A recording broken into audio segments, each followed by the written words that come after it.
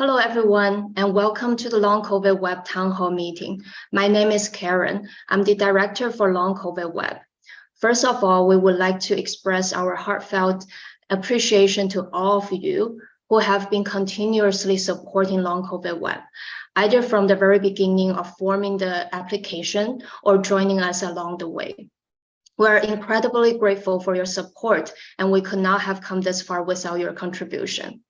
So before we start, just a few housekeeping items. Firstly, please note that the meeting will be recorded and may be published on our website for those who have not been able to attend today. Secondly, we will keep everyone muted during the presentation, and please feel free to use the chat box to type your questions. We will be monitoring the questions and answering them in the chat box.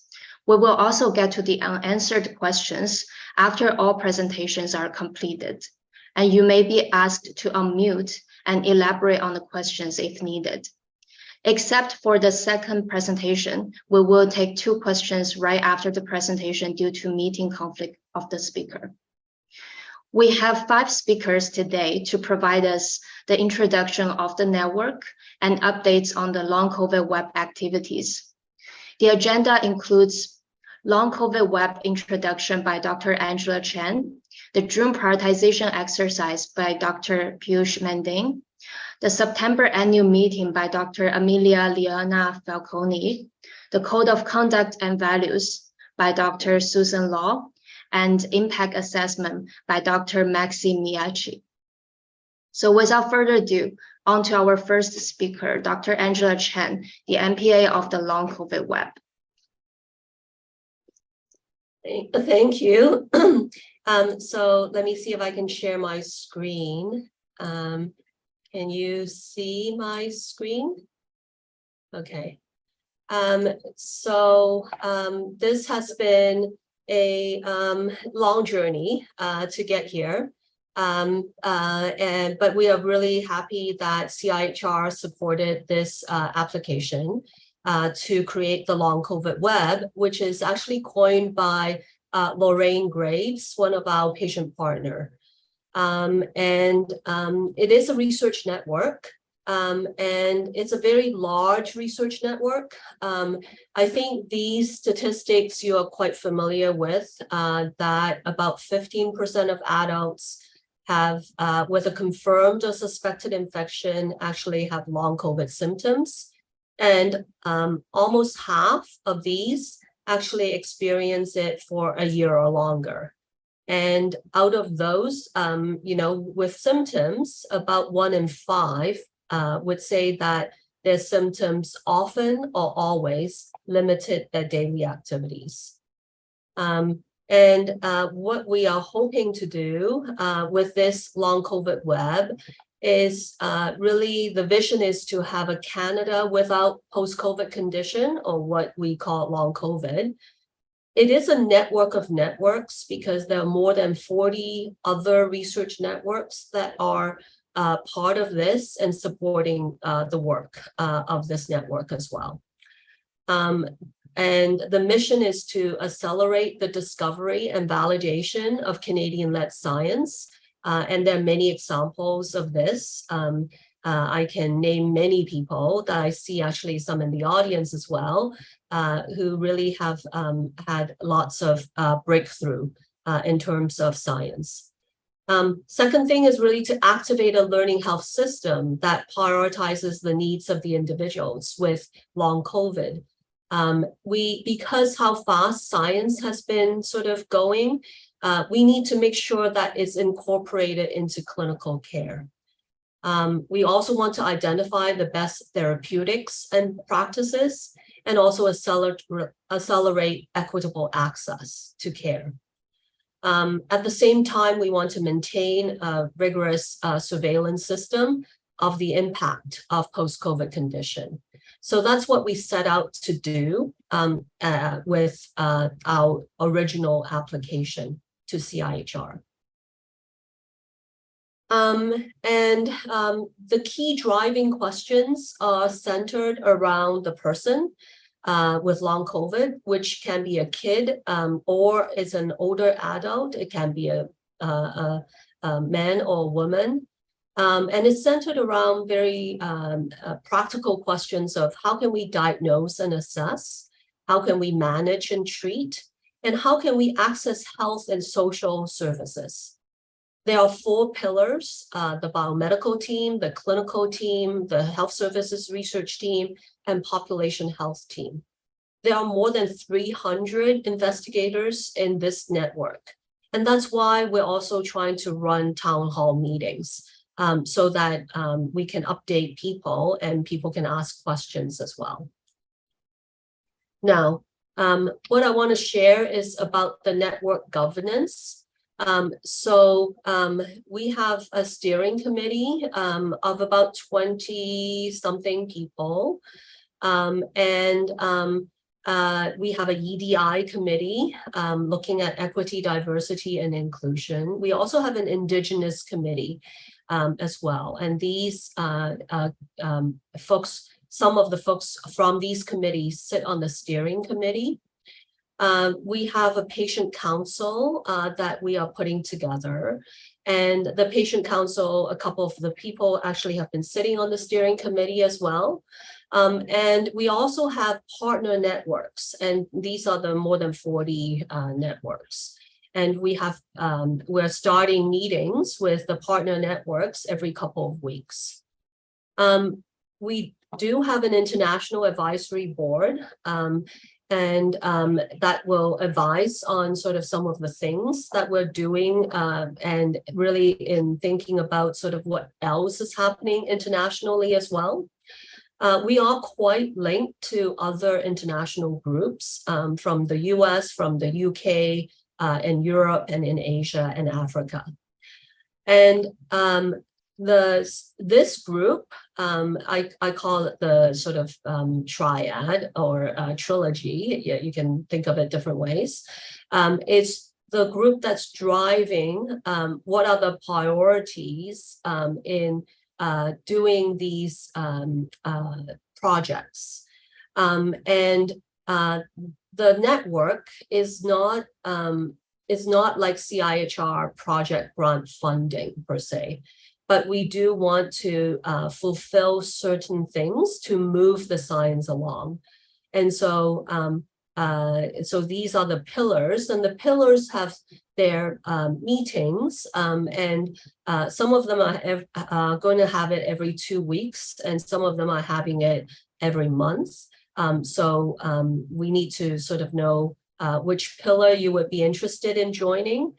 And the science from these pillars will drive the knowledge mobilization team. And you will hear from our knowledge mobilization lead, Dr. Susan Law, with regard to this piece.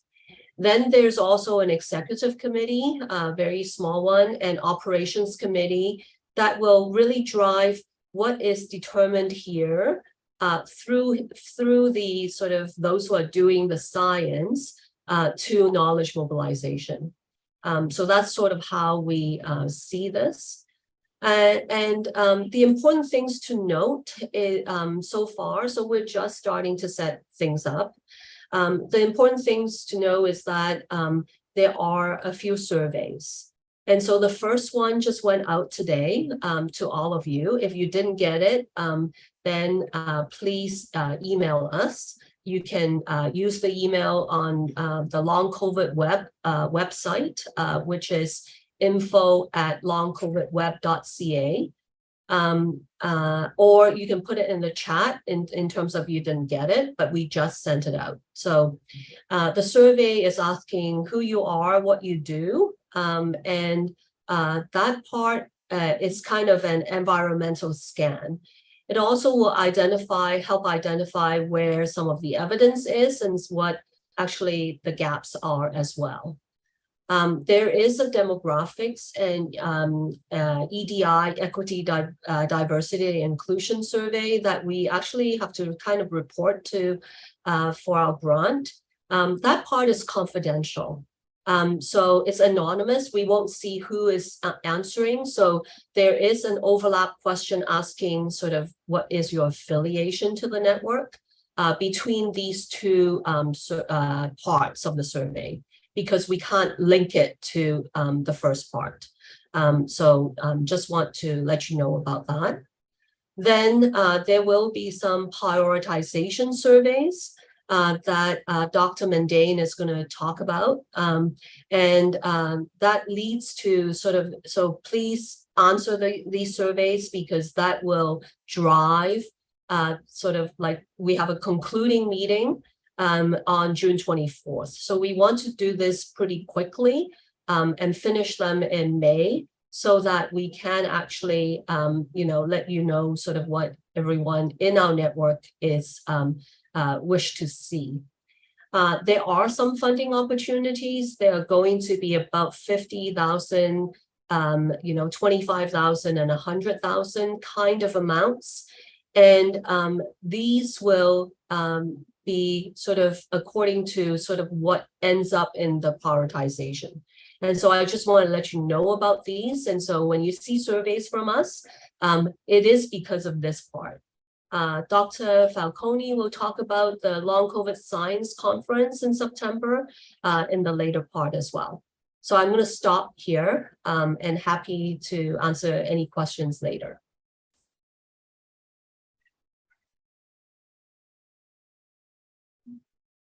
Thank you very much, Angela. So our second speaker is Dr. Piush Mandhane. He's also the Long COVID Web Executive Committee member for June prioritization exercise.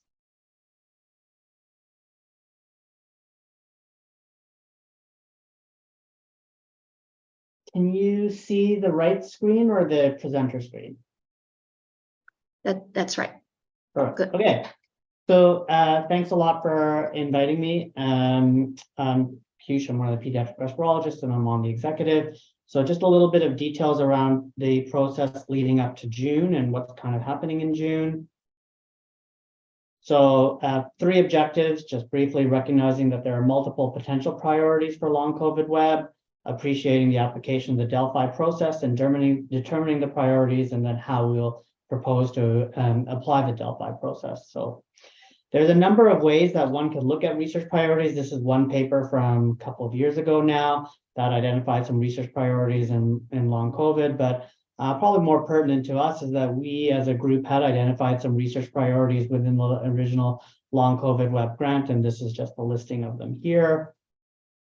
So like, how do we take these ideas of priorities that we've identified and translate them into action between now and June, and beyond that, the September scientific meeting? So what we had said in the grant was that we would have regular network meetings and identify and shift priorities as needed, which those are certainly happening. And the executive and the scientific steering committee will decide on the scientific direction, and definitely a conversation. And then the funding will be peer reviewed and voted on by the steering committee. So, and I think that we want to be consistent with what we said that we were going to be proposing to do. And so, the June 24th meeting is really about priority setting, and there's a number of open questions between here and there. The first is, how do we determine the network priorities? And one hope is that by the end of the June meeting, we will have some idea of what the network priorities are going to be. How do we turn these themes that we had talked about in the original grant into research projects? And that's largely going to be investigator and network driven, and each of the pillars is going to be starting to drive down, and I've been in part of those meetings where there's lots of conversations around how do we take what we're doing and turn those into actionable projects, and it's really been fantastic. How do we sequence the research within pillars? And there's already many Delphi processes, which I'll explain, already happening within the pillars. I think I was on a Pillar 4 call yesterday or the day before about what their Delphi process is going to look like. And then really, how do we sequence the funding of research projects? And that's going to be part of the June 24th meeting. This is another tool that we are looking at in terms of figuring out where are we at in the science and where are the gaps. So this is a long COVID web evidence gap map. I just became familiar with these earlier this week, I think. But there's actually is one for long COVID, and where some of the evidence, and you can see like the bigger circle is more evidence and the smaller circles has less evidence. And so you can see we're really starting out at the beginning because there's not a lot of evidence. for each one of these. The link is actually available in the PowerPoint, and I can share the link. And so you can click on each of the circles and it will actually give you the papers that are affiliated with each of the circles. So I think it's a really nice place to start to figure out where is the evidence and start to move beyond the evidence and say, where can we as a network fill in some of the gaps? So one of the processes that we're proposing is, a lot of what we've suggested within the grant. As Angela mentioned, the prioritization email surveys will come out. The first one is kind of where are our strengths, and then a number of follow-up ones, or at least one follow-up one, will be around where do individuals as part of the network think that we should drive forward. You map that on top of where the evidence gap maps are, and hopefully through a Delphi process at our June 24th meeting, we'll be able to figure out where's the gaps and where are our strengths and where can we really drive an agenda of research forward. This is kind of how a Delphi process works. It's meant to identify a consensus position. So there's a systematic identification of the problem area, and that will happen through both the surveys that we'll be sending out and the gap maps and things like that. Panel members, so selection of the panel members, which will be this June 24th meeting, will be based on objective and predefined criteria, and then a number of Delphi rounds. So there's a number of things that are important when you run a Delphi process. So anonymity, so that people feel like they have an opportunity to express their view without feeling like they have to conform to what the group is feeling. Some controlled feedback, and then a number of iterative rounds, and I'll go through why that's important. And then some consensus criteria and closing criteria so that we can come to a resolution. A lot of these networks at the end of their meetings, especially through Delphi processes, will publish where their network priorities are and their Delphi process and kind of the resolutions. And I think that would be a nice early deliverable for our group as well. This is kind of that iterative process that I talked about, where you have this assessment of the round results. You have people who vote after a conversation, and then you have this question of whether you've reached a stable or a consensus or not, and then iterative process. Some groups will say, well, we're going to have a predefined number of rounds before we determine whether we are unstable and remove it, or whether we reach stability or not. And so those are some things that we'll need to work through. Some of the strengths of and weaknesses of the Delphi process is that it's super flexible. It started in defense and has moved. A lot of Delphi processes have been done in healthcare. It allows for a reflection, and the anonymity helps reduce the halo effect. It can be complex, the multiple rounds. The high dropout rate is particularly a problem when you do online surveys, and when you have dropout rates, you have less validity. Hopefully that will be less of an issue for us in a June meeting. And the ability to amend can introduce some bias around being compliant with the majority, but hopefully the anonymity does counteract that. And then there's been some papers that have used a more of a qualitative approach with no percentages predefined, and that can always lead to some greater bias. And so one of the recommendations from this paper was that you really do start to set out some hard cutoffs. So, how are we proposing to identify the Delphi process here with the other data? So, in terms of the problem area, so hopefully we'll be able to leverage some long COVID evidence gap maps. And then the survey will help identify our current strengths and where people and members of this network feel that we should be able to make some real change. The panel members will have to confirm we have the right individuals coming to the June meeting, and have full faith in Karen and group will be able to figure that out, and we'll work together. And then the Delphi round, that's just part of the June meeting. And then the closing criteria, what we've talked about is thinking that less than 30%, probably no consensus will be reached, and greater than 70% would be a consensus. And that's all I've got.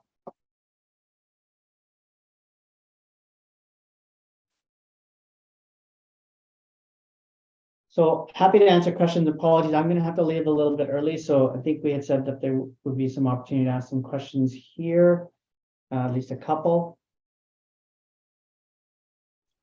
Thank you, Piush.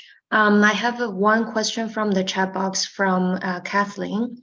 The Chief Science Advisors Task Force clearly states that applying the PCC recommendations to other similar post-infectious chronic conditions would also be benefit.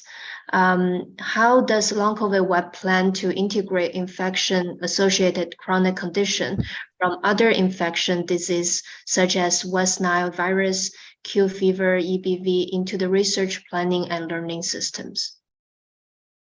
Yeah, I think that's a great question. I was just at the clinical microbiology and infectious disease meeting, the European one, and there was a lot of data on EBV and Q fever and fatigue, and certainly there's going to be a lot of work that can be harnessed from a long history of research in these other post-infectious conditions, and I think that we would be wise to use the work from to start a jumping off point for the work that we do in long COVID from the long history of work that's happened there, and then vice versa, that the work that we work through long COVID web helps to inform and advance that science. There will certainly be some similarities and some differences, and I think we need to be cognizant of the strengths and limitations of the work that we do. The other part of that is I know we've been on calls with the Lyme disease group, or at least I've been on calls through long COVID web with the Lyme disease group and some of the work that they're doing there. So the collaborations are already occurring, and I think that it's important that we continue those collaborations. Thank you, Piush. Another question from Lorraine. How do you avoid truth by vote with the Delphi system? For example, if looking at an immunological issue, will the immunologist's vote be weighted? I don't think thanks, Lorraine, for that question. I don't think we've actually driven down to that level of detail, but I would hope that we would not try to weight it in that way as personal opinion. And that really the goal of the network is to support advancing care for individuals with long COVID. And that if you weight it in certain ways, then do you really reach consensus? And I think the goal here is that we try to reach some version of consensus so that the priorities that we come up with are what we as a group feel are important, not one group or the other. I think there was one other question, is how are the patient priorities? And I believe that there are some members who represent patient groups that are going to be at the June meeting.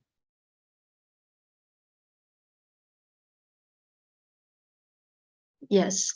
Okay, so thank you, Piush. We will move on to the next agenda item for September annual meeting by Dr. Emilia Liana Falcone. She's also the steering committee member and co-lead of Pillar 1. Thank you, Karen. I'm going to share my slides.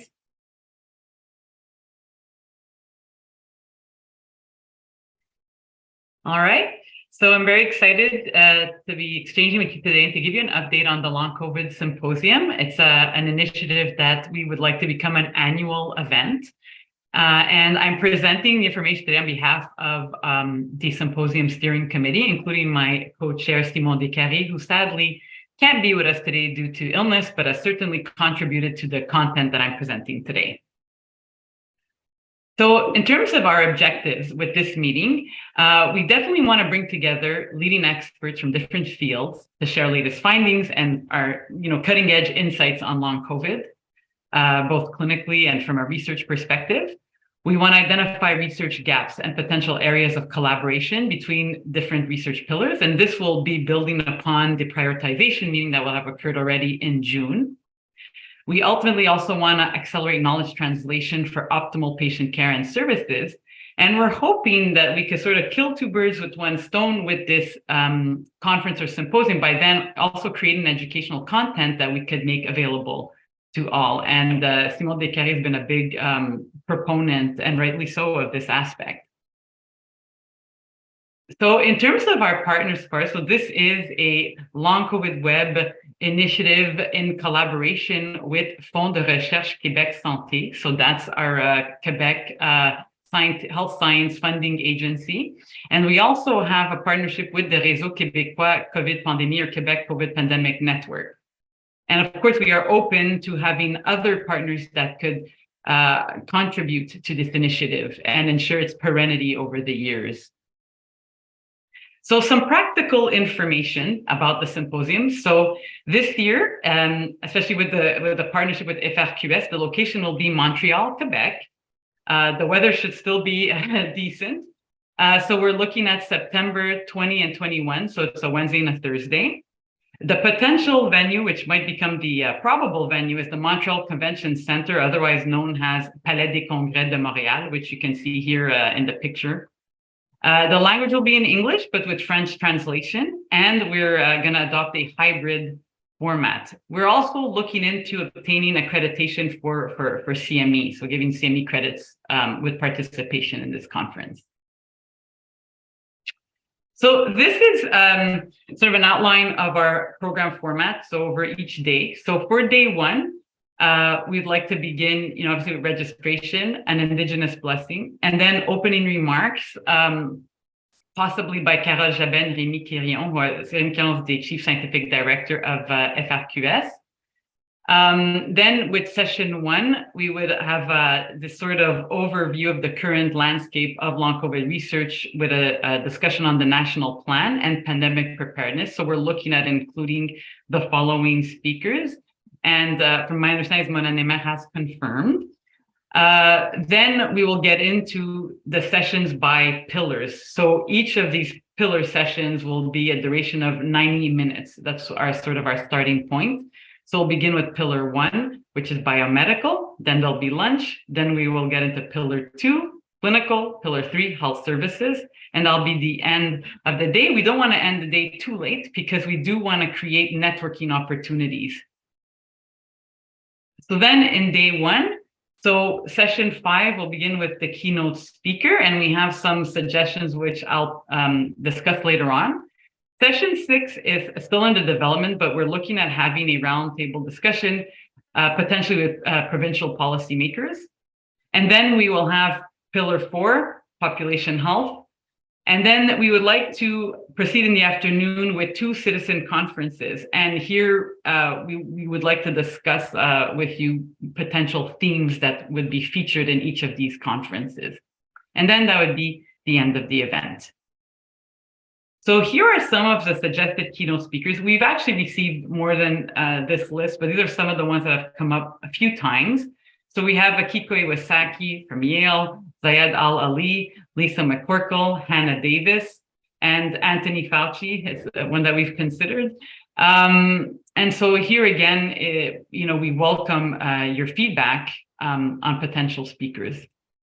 So this is for the moment, the composition of the Scientific Steering Committee. So we have representation from FRQS with co-organizers Isabelle Gandilon and Sarah Berrera.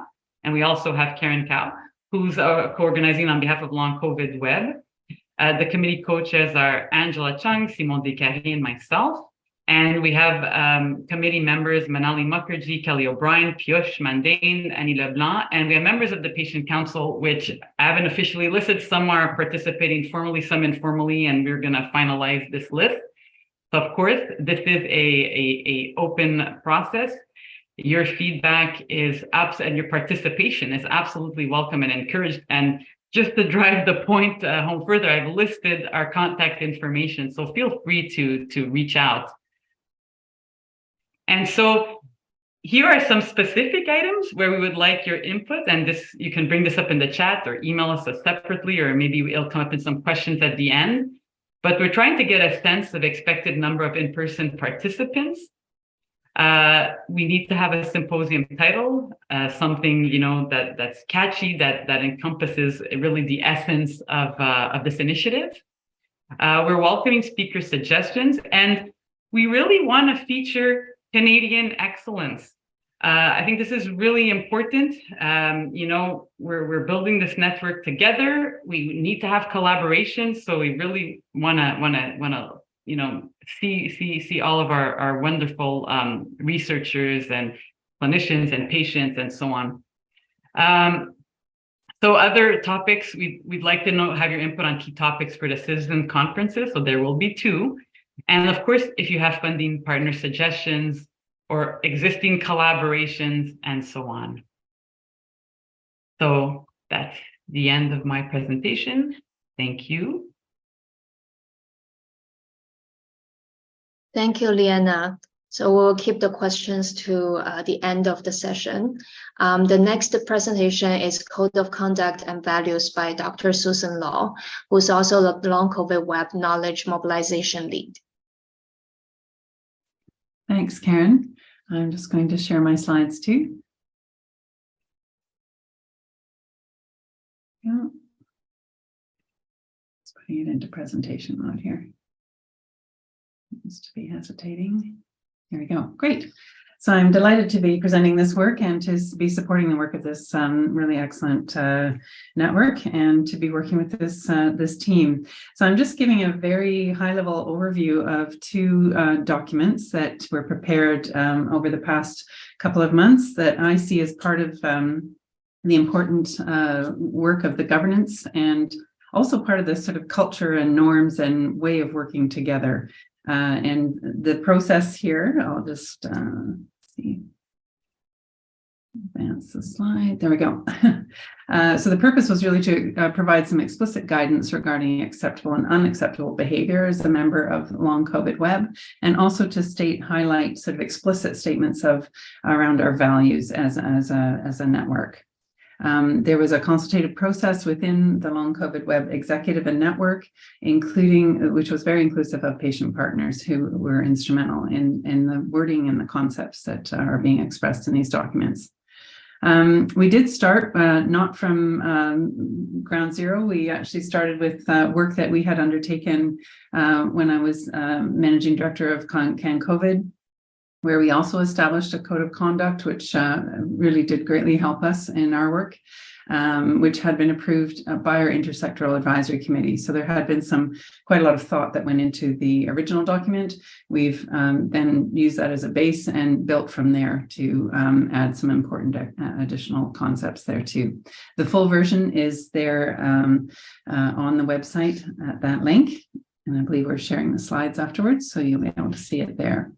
So I just pulled out some of the key concepts that I think were sort of really central to the formation of the Code of Conduct.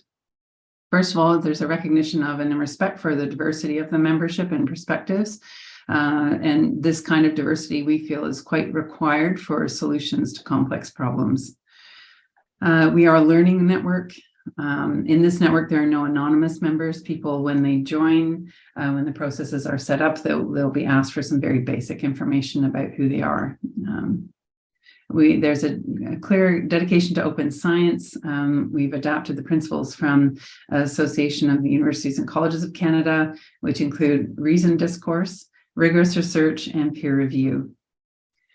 And fundamental to our code of conduct is the notion of shared decision-making and our ongoing review of membership and all of our communications and interactions within the network and with others. It's very clearly stated that members whose beliefs or behaviors are not compliant with this code of conduct will be removed by a process that's led by the executive and network itself. And it's very clear that there will be no tolerance for harassment, dis or misinformation, and any promotion of commercial interests or personal attacks. So all this, I feel, is quite clearly laid out in the Code of Conduct, which is now posted. So the second document that we had quite a lot of input and work on was to establish a clear statement of values that apply to the network. And there are 7. Around diversity, respect, innovation, collaboration, accountability, empathy and openness, and scientific rigor and humility. And the statement of values has also been posted on the website at that link there. And I just thought, I'm not going to read them out all, but I just thought it might be helpful for everybody to hear the commitment to scientific rigor and humility. So I'm just reading what is already posted. We're committed to the highest standards of scientific rigor in our research and efforts to understand long COVID, and are committed to building upon existing science related to post-infectious conditions. At the same time, we recognize that there is still much we do not know about this condition, and that uncertainty is a natural part of the scientific process. We also understand the importance of validating our patients by welcoming and acknowledging their experiences. We are dedicated to contributing to the ongoing evolution of knowledge and improving health and healthcare for those living with and affected by long COVID, while remaining humble in the face of the many challenges that lie ahead. So we do see that these are sort of living documents and will be evergreened by ongoing review by the executive and the leadership and the network itself. But that's all I was going to present today, and I'm happy to take any questions. Thank you.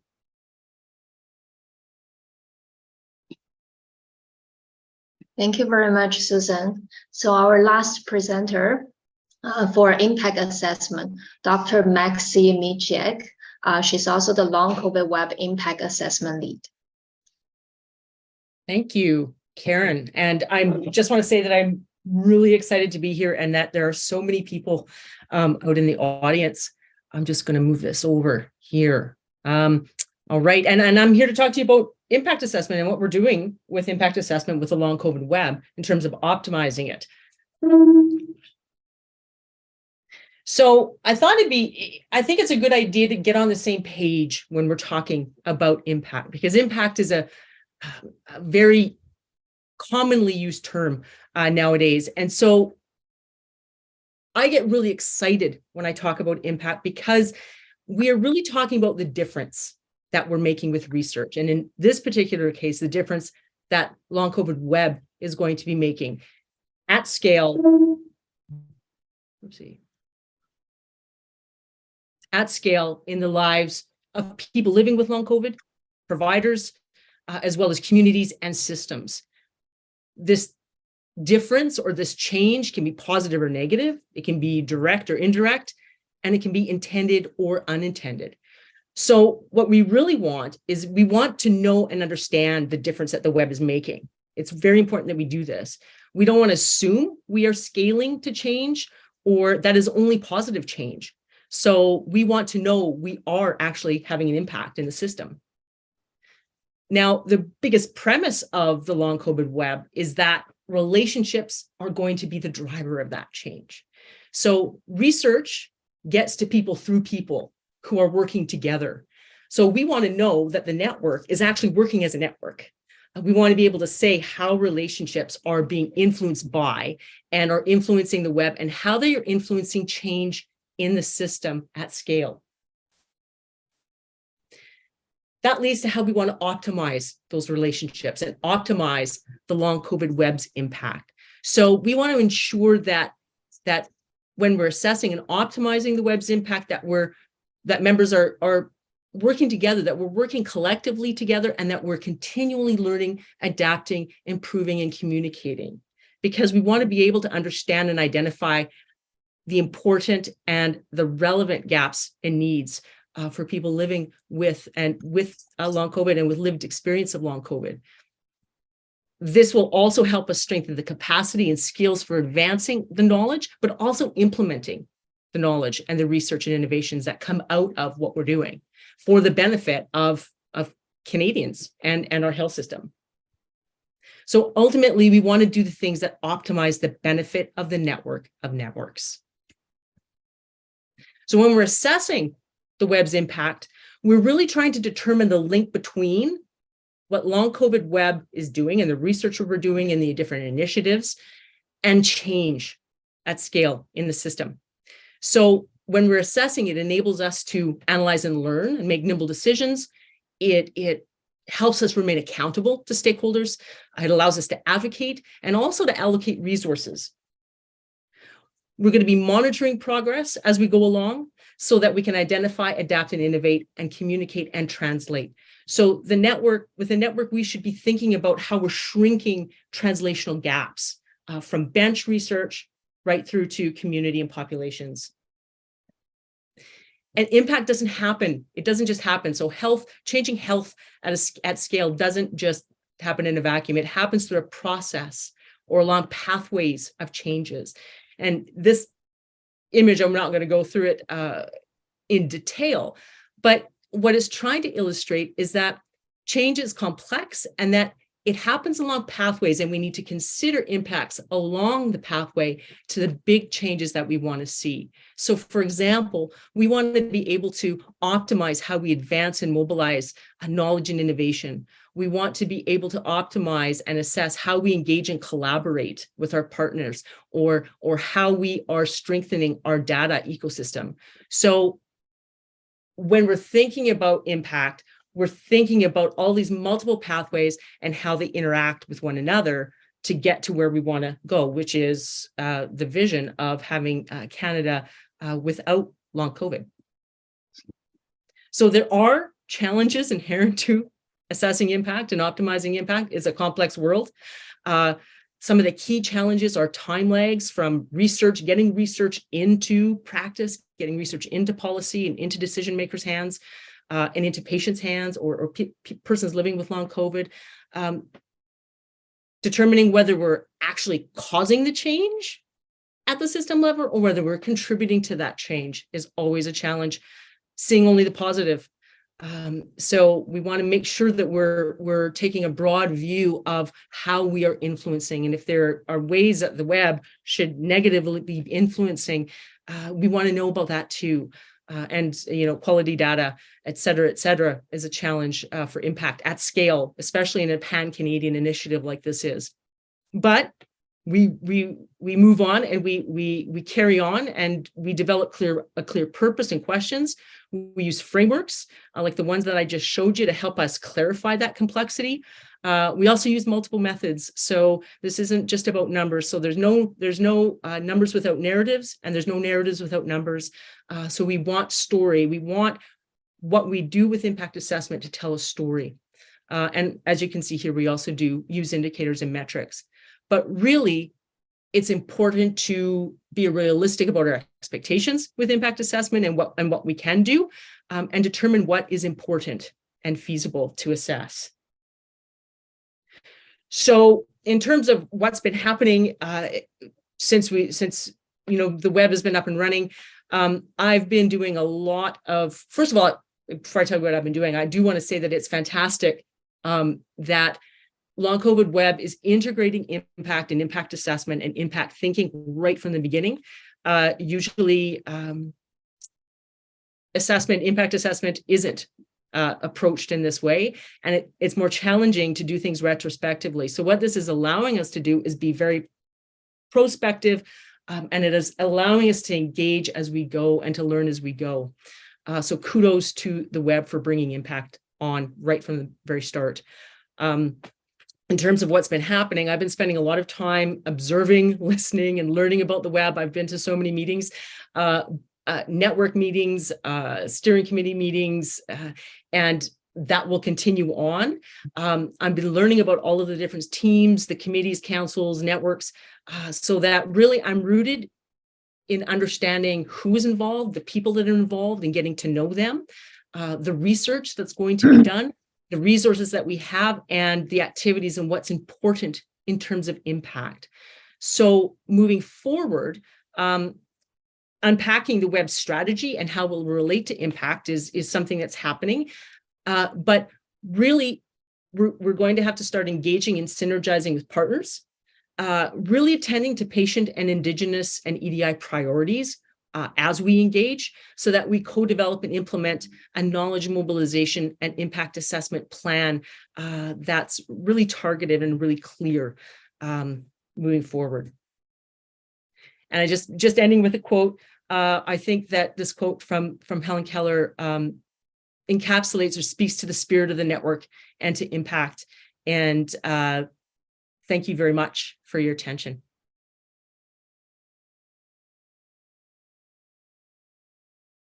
Thank you very much, Maxi. So we can now open the floor for questions. So in the chat box, we will start with Sabrina's comment. We must be cautious about reducing previous chronic post-infectious illness experience and research to fatigue. That's only one symptom of hundreds. So if anyone would like to address this comment. So maybe I will try. So thank you, Sabrina, for that comment. And I think we all understand that many of these diseases are very complex. And they do overlap with long COVID. And we certainly, so I see people speaking up from MECFS communities, and also I see someone from with a West Nile background as well. So we definitely want to learn from all of you. There may be differences. And so, you know, it's still a very nascent kind of science. Many things are not well understood. We need to figure out can we understand what is going on here, and how can we apply what we learn here to sort of the other post-infectious diseases. And certainly, you know, especially the MECFS community has been very generous in guiding long COVID patients and researchers and clinicians as well in terms of many aspects. You know, and I would like to thank many of you who have actually been very helpful in getting us here. Now, I would like to be able to not only know up to now, but really, you know, bring like people who are doing science in looking at long COVID and post-infectious conditions. And you're right, I actually sat on the chief advisor's table, and there are a few of us here who did as well. And we all actually advocated for making sure that those 18 recommendations include wording about other post-infectious conditions. So just to let you know that we haven't forgotten the other people that have come before us, and we're quite aware, and we're all learning. And I do believe it's the diversity that gives us the bonus. I really like the book Diversity Bonus. And if you look at sort of how we can really think out of the box, and it's really the combination of those things that will push science forward.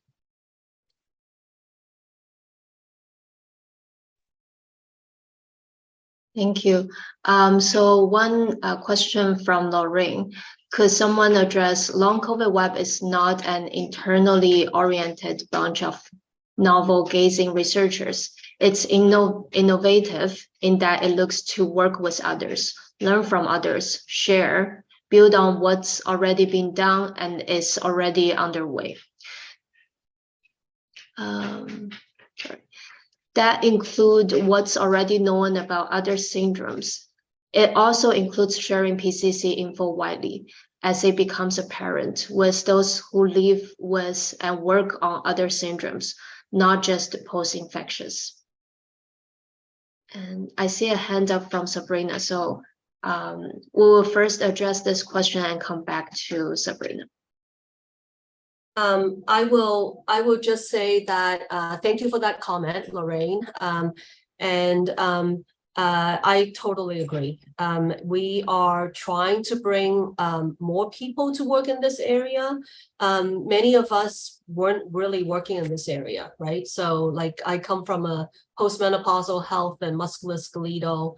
Yes, I do general medicine, but this is not an area. I do rare diseases as well. But we bring skills to the table and hope to advance this and bring others to work more in this area to provide solutions for our patients.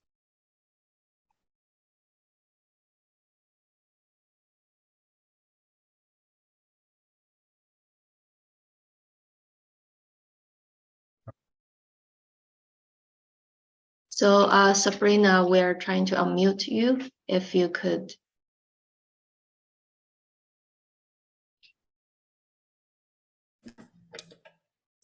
Hi there, I was just waiting for permission.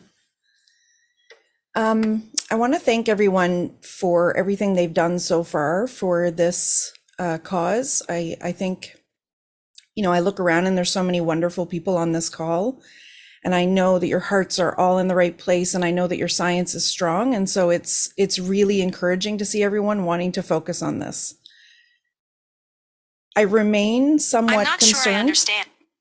I remain somewhat concerned about the lack of patient leadership. And I say that because I hear that we have patients involved, and I know that we do, and I thank them for their efforts and their engagement. A network like this, especially for an illness like this, it would be great to see leadership shared with patients and patients who represent a broad spectrum of what this looks like, or people who have certain niches, but you kind of mix them all together so that you have everything well represented.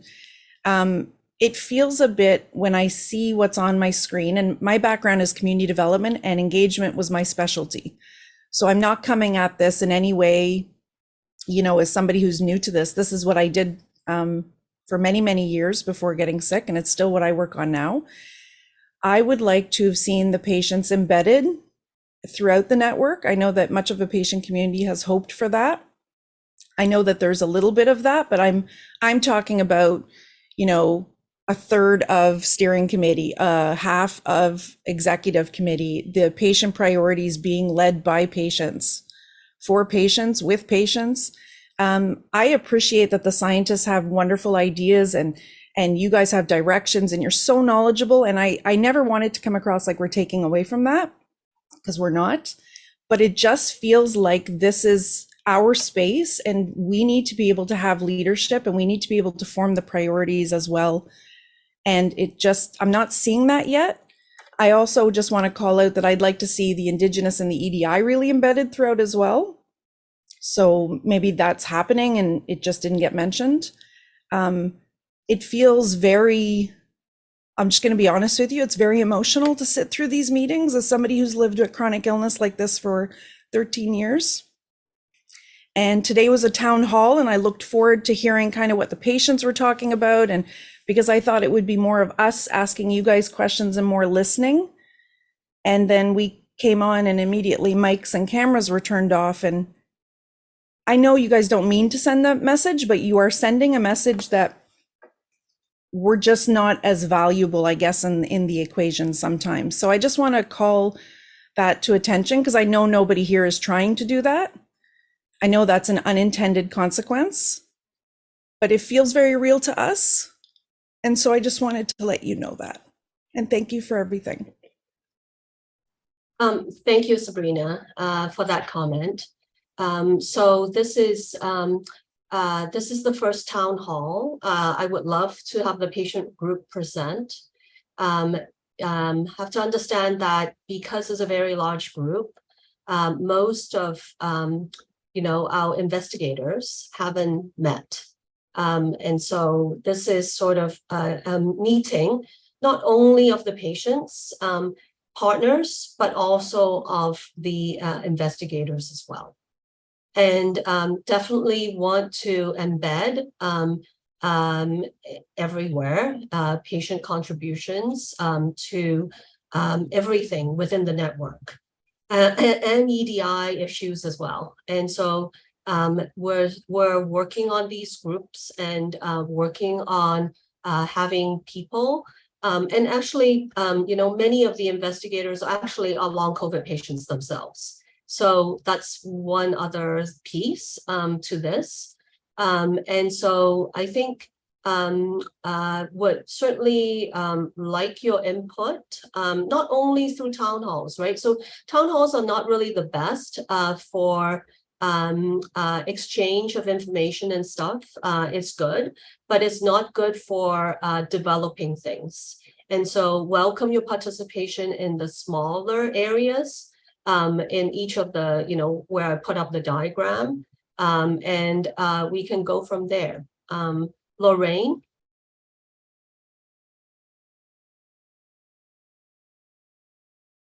Can someone unmute Lorraine? And can you put up, oh, there's the video. Okay. I think those are valid concerns, Sabrina. What I'm learning is it's very early days. An announcement goes out about the long COVID web, and it sounds like everything's up and running and just in place, and it's not. They've just put together the patient advisory committee, and as a patient partner who's been involved since the days of applying to the grant, and other patients were too, I've been so impressed that we've been treated with equal respect. We're not researchers, clinicians, and there's the outlying patients. We are embedded as an equal part, and our voice is heard, whether it's writing papers or whatever. And I'll repeat what Angela Cheung said. So many researchers on this are fueled because they also have a post-viral, a chronic, or even long COVID condition. So there's a lot of overlaps in this. When it comes to EDI, look at who our PI is. And people are not identified in this session by how they qualify for EDI, but a lot of them do. This is absolutely the first time that mics and cameras have been turned off. And I understand that's to preserve bandwidth and it's to keep things as simple as possible. But as you see, when we have something to say, they give us the mic. So it's rare to feel this embedded, this included. And the other day, someone accidentally called me Dr. Graves, and it was like, oh no. But we're treated with such validity and respect. I think you'll be pleased with what's going on here. Thank you, Lorraine. And Lorraine is not our only patient partner. There are actually quite a few. And Sabrina would love for you to meet some of these other people as well.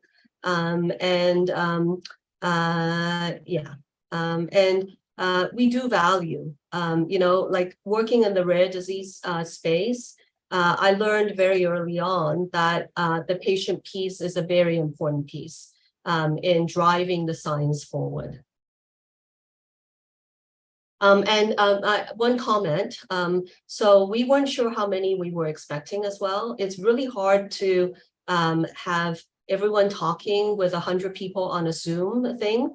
And that's also why it's called town hall. So my hospital does town halls as well. And all of us, no matter who you are muted. And, and so I think I'm hoping that we can have other conversations, not just at the town hall meeting.